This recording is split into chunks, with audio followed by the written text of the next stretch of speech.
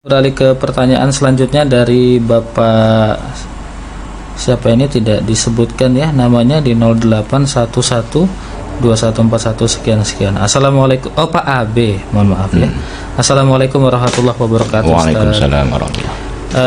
Afwan, sosok an'amta, al-makhdub dan ad-dhalin ini ciri-cirinya apa, dan di era saat ini seperti apa dan siapa Ustadz?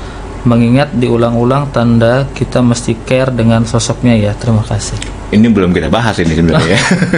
Dia sudah, ayat berikutnya ini. Baru sampai ini ya, nggak dapur deh. Iya. Jadi mau dijawab? Mau kita teruskan dulu atau gimana? Nggak apa-apa. Kalau mau dijawab silakan. Iya, jadi itu kan ayat terakhir ya. Ayat terakhir sendiri itu ada dua versi pembacaan. Ada yang membaca, ada yang menganggap itu sebagai dua ayat, ada yang berpendapat sebagai satu ayat. Ghairil maghdubi alaihim, kan siratal ladzina an'amta alaihim, itu ada ulama pendapat itu satu ayat gitu. Ghairil maghdub alaihim waladdallin, itu ayat berikutnya ya, ayat terakhir. Di sini yang ditanyakan siapa al-maghdub alaihim kan gitu kan.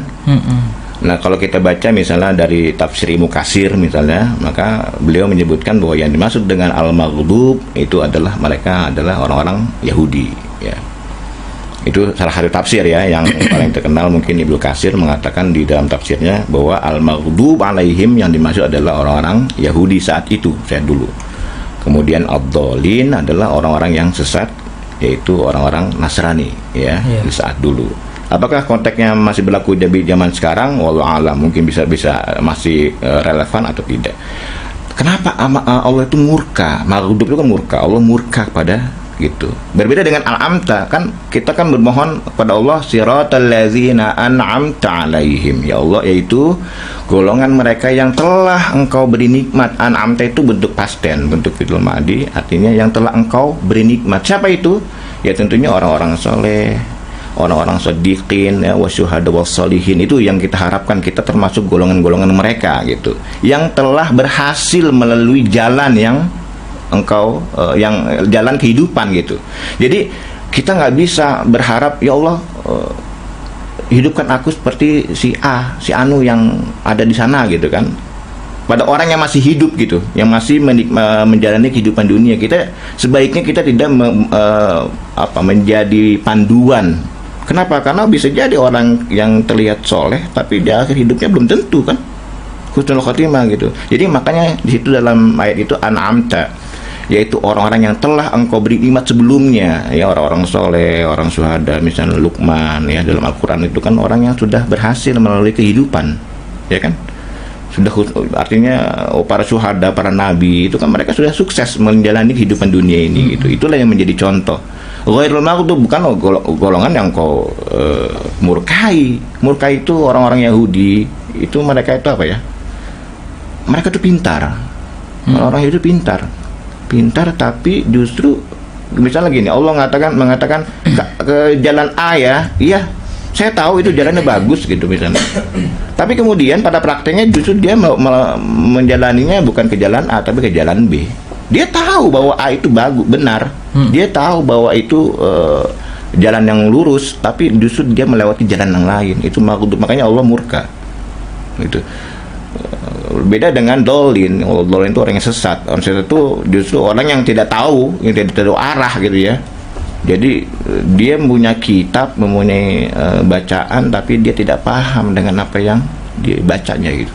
Dia punya kitab, dia tidak mau membacanya dengan benar, makanya tersesat gitu. Nah kita tidak mau. Nah umat Islam bisa menjadi itu, bisa menjadi maghdub, bisa juga menjadi dolin. Kenapa? Ketika dia mempunyai kitab Al-Quran tapi tidak mau membacanya, tidak mau memahaminya gitu, sehingga dia apa yang dia baca tidak sesuai dengan apa yang dilakukan tidak sesuai dengan apa yang dia baca.